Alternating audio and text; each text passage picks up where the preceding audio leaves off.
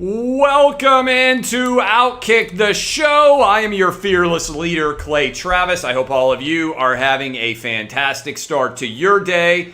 You get $100 if you go right now to fanduel.com/Clay and you are a new user in Louisiana, Iowa, Indiana, Illinois, Colorado, West Virginia, Pennsylvania, New Jersey, Tennessee, Michigan, Virginia. I think I got all the states there. Connecticut as well, maybe if I didn't say that. FanDuel.com/Clay. Get your bets in right now on Monday Night Football. I'm on the Chiefs. Let me just say this, all right? Brutal, overwhelming, crushing solar plexus shot this morning with the news about Derrick Henry. Had an incredible Halloween. I hope all of you had phenomenal and fantastic Halloweens as well. But what is pretty crazy is how exactly everything is shaking out right now. Everything was back to normal. We had a great Halloween party on Saturday. I had a phenomenal time down at the cocktail party in Jacksonville over the weekend. Flew back just in time for the Halloween party. Kids had an incredible time going and getting candy last night. We stayed up late.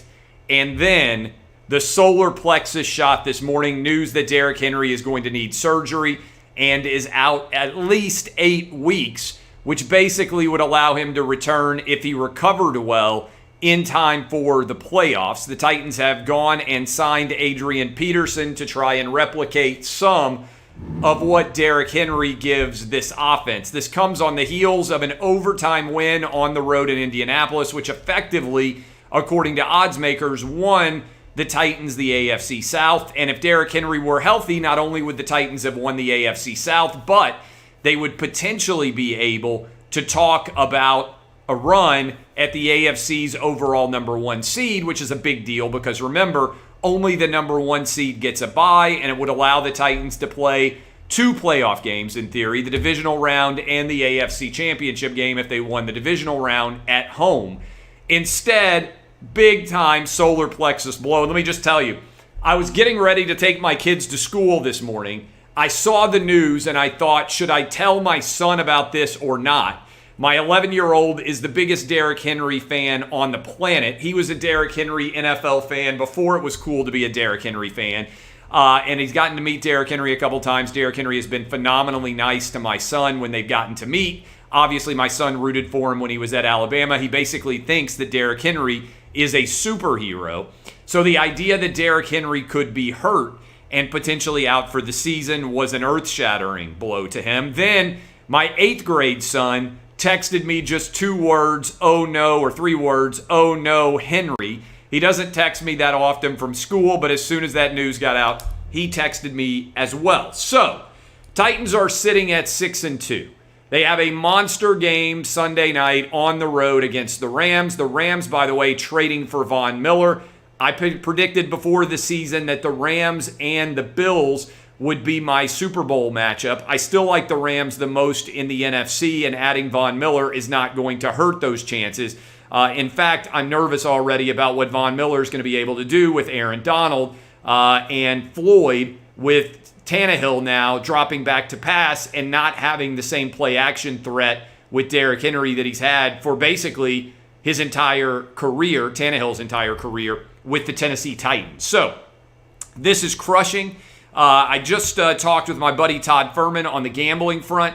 He says he would make a 2-point adjustment to every Tennessee Titans game based on Derrick Henry not being there. Positive is, with 9 weeks remaining in the season in terms of games, the Titans only play 2 teams with a winning record right now. Now, that can obviously shift or near the halfway point of the season, but right now the Rams and the Saints just lost Jameis Winston to an ACL injury, and they're playing right now Trevor Siemian. Right now, there are only 2 teams the Titans play with a winning record, and the Titans also get to play the Dolphins, who have won only 1 game so far. They get to play the Texans twice, and they get to play the Jags once still. So that's 4 games the Titans should be a fairly substantial favorite in, particularly when you consider 3 of those games are going to be taking place in Nashville. But nevertheless, a devastating blow. The hope is that Derrick Henry can have surgery, get back before the end of the season, and be able to play in the postseason and see whether or not he can help power the Titans into the playoffs, because the Titans, at minimum, if they win the AFC South, would have at least one home playoff game. You'd hope to be able to have more than that, depending on how exactly the season goes. We'll get into more analysis of that, and by the way, we'll be doing gambling hits here in a minute on Fox Bet Live. We're on every Monday and Friday for those of you who might not be aware. I want to tell you about my friends at Pure Talk. I just mentioned that my son texted me. He has a Pure Talk phone. And a Pure Talk phone is incredible, can save the average family $800. You get to keep your same exact number. You can keep your same phone, or you can upgrade whether you're on the AT&T, the Verizon, or the T-Mobile network. I made the switch for my family, and it is an incredible deal. Up to $800 a year you can save for your family. You get unlimited talk, text, 6 gigs of data, just $30 a month. Again, you can keep your number and your same phone, or you can upgrade with a lot of Black Friday specials already out there. How do you do it? Listen to me carefully. Go to puretalk.com, pick the plan and phone that's right for you, and use the code OUTKICK. That's puretalk.com. Use the code OUTKICK, and you get 50% off your first month, and you'll save on a new phone. puretalk.com. Use the code OUTKICK. You will save a bundle just in time for the holidays. puretalk.com. Use the code OUTKICK. All right. I also, last night, was celebrating when Adam Duvall went yard, grand slam, first inning for the Braves to give them a 4-0 lead. That was the apex of the Atlanta Brave experience. It looked like the Braves were going to close it out in 5 games. Credit to the Houston Astros. They fought back, took the lead, went up for good in, I believe, the 6th inning, went on to win 9-5, and now the Braves, who had a 3-1 series lead, are up 3-2. They go back to Houston for Game 6 and Game 7. Can Max Fried step up in a big way, or are the Astros going to break the heart of Georgia area sports fans yet again? Are the Braves going to crumble? I hope the answer is no, but are they going to create their own version of the Falcons? My goodness. Please, Braves, manage to find a way to get this done. By the way, I want to give credit. President Trump was in Atlanta on Saturday doing the tomahawk chop. It feels like Braves fans are punching back against the tomahawk chop cancellation even more aggressively. I felt like they were using the tomahawk chant even more. I would encourage people to mix in a little Let's Go Brandon chant with that as well, which we will get to momentarily. But World Series Game 6 Tuesday, potentially Game 7 on Wednesday night in Houston. I was down at the cocktail party. There's a plane flying over. Let's Go Brandon banner. Also a plane flying over. Let's Go Brandon banner before Game 5 of the World Series. Georgia Bulldogs whipped Florida in a big way. Dan Mullen has canceled all player availability. And I got a stat for you that kind of blew my mind. This is from my buddy Barrett Salee. He said SEC winning percentages for Florida coaches. Dan Mullen now 656. He's below Jim McElwain. He's well below Urban Meyer. And he's even below Ron Zook, the only SEC winning percentage for Florida coach that Dan Mullen is better than right now is Will Muschamp. What exactly is going on right now in the world at large? I think it is a fascinating question for the Florida Gators. I said, is this a one-year aberration, or should Florida Gator fans be concerned? This is a multi-year problem. A lot of people said we should be concerned. 68%, in fact, of you did not believe this was a one-year issue. And I want to tell you right now, I've got to pull up my starting 11 column and tell you my SEC power rankings right here as Georgia flexed its dominance over the Florida Gators. Had a great time meeting a lot of you down in Jacksonville, by the way. Appreciate all of you coming and hanging out with us, or just saying hi all over the place. It's a gratifying thing to see how much the Outkick audience is growing. SEC power rankings, I've got Georgia 1, Alabama 2. Real debate right now who the third best team in the SEC is. I think you can make a case for Auburn. I think you can make a case for Ole Miss, and I think you can make a case for Texas A&M. That's who I have in the 3, 4, 5 slots. I've got Mississippi State at 6, Kentucky at 7, Arkansas at 8, LSU clocking in the 9th spot. The Florida Gators have now fallen all the way to 10th as they have fallen to 4-4 overall. I've got Tennessee at 11, Missouri at 12, South Carolina at 13, and Vanderbilt clocking in the 14th spot. What about my overall Outkick top 10? I've got Georgia 1, Alabama 2, Michigan State. Big win for the Spartans over Michigan. Congrats. I love that they didn't even make a storming of the field move. I got Michigan State in 3rd place, Ohio State at 4th, Oklahoma at 5, Oregon at 6, Cincinnati at 7, Michigan at 8, Wake Forest 9th, and Baylor 10th. I think the 4 college football playoff teams are going to end up being Georgia, Alabama, Michigan State, and Ohio State before all is said and done. Going to talk to you a little bit about this crazy Southwest Airlines issue and also Colin Kaepernick's stupidity as it pertains to his new Netflix special. But first, I want to tell you, I absolutely love my X chair. It is phenomenal. Makes it cooler if I need it. Makes it warmer. It can adjust the temperature in my back. I've also got lower lumbar support as well as massage therapy. I sit in this chair all day, right? You guys know that I work all day long. I got a radio show, I do a digital show, I got a television show coming up, and I write, not to mention all the Fox News hits and everything else. I was on this morning on Fox News. I'm on pretty much every day on Fox News in some form or fashion.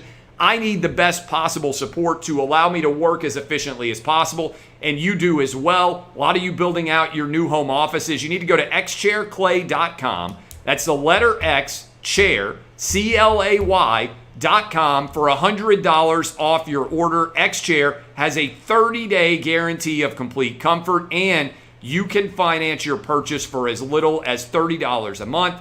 xchairclay.com. It's a letter X, chairclay.com. Encourage you to go sign up today. All right, Southwest Airlines.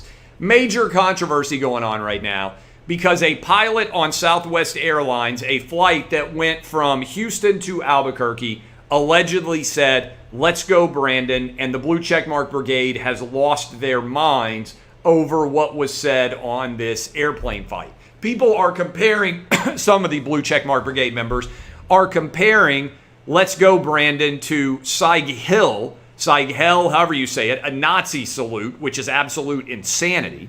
They also are saying that that this is the equivalent of an ISIS endorsement and that the pilot should be never allowed to fly. These are crazy people, right? Okay, so let me explain Let's Go Brandon. We helped at Outkick, and certainly my Twitter account, helped to popularize Let's Go Brandon by sharing a NASCAR interview with a race car driver named Brandon who won a race, and the crowd behind him at Talladega, I believe it was chanting F Joe Biden. And the NASCAR announcer said, "You can hear how happy all these people are. They're chanting Let's Go Brandon." So the Let's Go Brandon is both an anti-Joe Biden chant, yes, but it's also, I think more prominently, a refutation of what the media tells us when our own clear perceptions of what is happening are directly contradicted by what's being said by the media member. In this case, a reporter for NBC who pretended, or maybe didn't hear it well enough, that the crowd was actually chanting "Let's Go Brandon" as opposed to supporting an expletive of Joe Biden, right? So I like Let's Go Brandon because I'm a dad. I don't like, if I'm in a public venue, to be chanting "F you" to the President of the United States.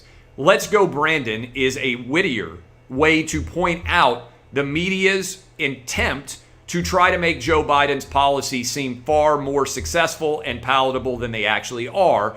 And by the way, this is not working because according to a recent NBC News poll, NBC News, not exactly known for bias against Democrats, down to 42% approval for Joe Biden as all of his entire agenda hangs in the balance. And as we have a big race going on tomorrow between Glenn Youngkin and Terry McAuliffe for governor of Virginia, and it's starting to trend and look like Glenn Youngkin may win. So, the argument that I think is important to make here is, when Colin Kaepernick started to protest, I said, hey, I don't think it's smart to advocate for political causes in uniform at work. And I wrote about this a great deal in my book. I used McDonald's as an example. And this is because I want to try to take it out of so much freighted political jargon. If you walked into a McDonald's and you ordered a quarter pounder, and the person taking your order said, I don't think you should get that quarter pounder, meat is murder, you would be well justified if you ran that McDonald's to fire that employee. Not because that employee can't have that opinion, but just because in uniform at work, I don't want them advocating for their particular political opinions. Same thing, by the way. You're driving a UPS truck, you're driving a FedEx truck, or you're delivering packages for Amazon.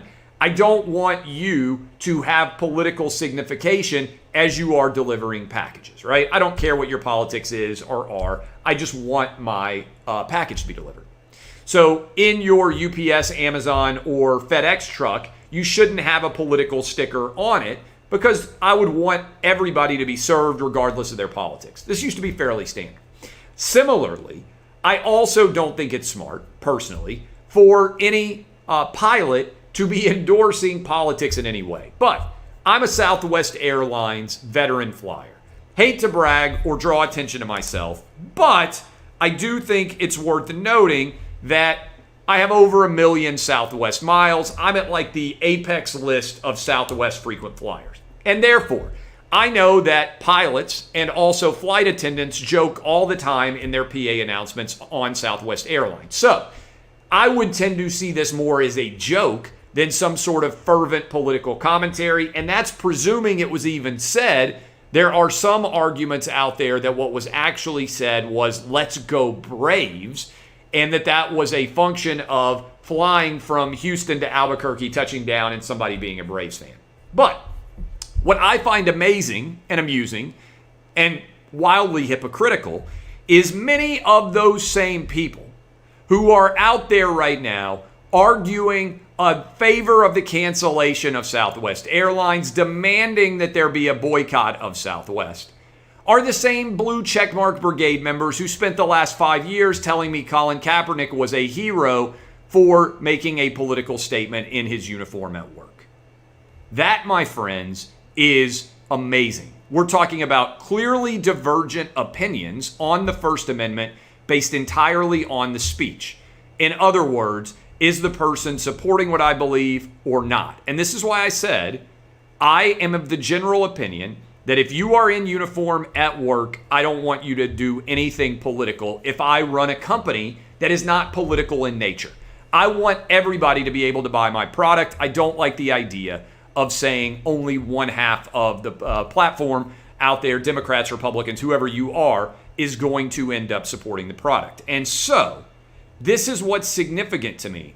There's a difference between content neutral statements and content biased statements. And what we are seeing from the Blue Checkmark Brigade members, by and large, is a demand that this pilot be fired for saying, if he said, let's go Brandon, while they have lionized Colin Kaepernick. And I'm about to tee off on Colin Kaepernick, but first, I want to tell you all about Cuts Clothing. Look, sports business, you need excellence. You've got to work the best way you can in the most comfortable clothes you can. Premium quality with a minimalist aesthetic. That's what Cuts shirts, polos, hoodies, and crew sweatshirts are. They're made for the man who works hard, plays hard, never settles for less. I love this clothing. I wear it. 2016, Steve Borelli set out to create clothes ready for every occasion the modern man faces. He started by reinventing the t-shirt. It is a fantastic t-shirt. I've got all sorts of Cuts apparel. I love it. I love the Cuts hoodie. And I also love how comfortable this can make me. I love their wrinkle-free polos. All of it. Cuts is a premium with a purpose. Each piece of clothing designed with custom engineered fabric. It's not just a lifestyle. It's not just clothing. It's office leisure apparel for the sport of business. Get 15% off your first order by going to cutsclothing.com/clay. That's cutsclothing.com/clay. My name, 15% off the only shirt worth wearing. That is Cuts. All right. So Colin Kaepernick has a new Netflix special. And I always struggle, and I understand some of you out there may also struggle in your mind, like, should I give Colin Kaepernick attention or not, when it's clear that all he wants is attention and there's no real substance behind any of his arguments. But this was such a ridiculously stupid argument that I felt like I had to address it. Colin Kaepernick, and you can go watch the video yourself. Maybe we can cut the video and put it inside of this analysis so you can see it. But you can go see it at Clay Travis. I tweeted it out. Just scroll down my timeline. I tweeted it out over the weekend. Colin Kaepernick compared going to the NFL Combine in an effort to be drafted to being a slave. And in video, this is not like some off-the-cuff comparison. They did an entire video approximation where they turned training for the NFL Combine into a slave auction. And they compared the players who were at the meat market that is the NFL Combine with slaves. Now, this is so transparently, absurdly ridiculous. First of all players, white, black, Asian, Hispanic, your racial background doesn't matter at all. All players are treated the exact same. They all go through the Combine. Second, it's a privilege and an honor to be considered to be drafted in the NFL, and you are in the line to make millions of dollars. But if you don't want to go, it is voluntary. So I don't believe slaves were signing up for multi-million-dollar contracts, and I also am quite confident that there was no one who was being forced to play in the NFL. It's all voluntary. If you don't want to do that, you can go find another job. I don't remember the option of whether you could be a slave or not being a part of this equation. So that is insanely stupid and moronic of Colin Kaepernick and his handlers who were doing this Netflix documentary to make that argument. But that's not all. Kaepernick has continued to argue that he wants to play in the NFL and that he's staying in shape to do so. Well, if that is true, why would he voluntarily be begging for an opportunity to be a slave again?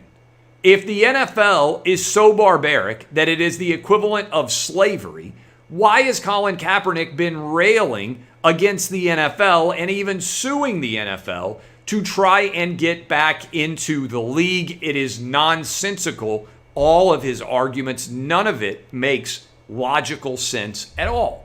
And so I think it's important to call out stupidity when we see it, and Colin Kaepernick's arguments, frankly, are stupid, and anyone who is still defending him after watching that clip in his Netflix documentary is so mentally deficient that they can't be considered legitimate analysts in any way. All the Blue Checkmark Brigade members in sports media who've been defending Colin Kaepernick, I hope they all watch that clip and realize what an imbecile they have been defending. Remember, Colin Kaepernick said police were modern-day slave catchers. He wore a Fidel Castro shirt and said that Castro's Cuba was more free than the United States. This is not a sophisticated person when it comes to the political arguments that he has made. In fact, most of his arguments are flat-out nonsensical. Finally, speaking of flat-out nonsensical, did you see my buddy Mark Cuban?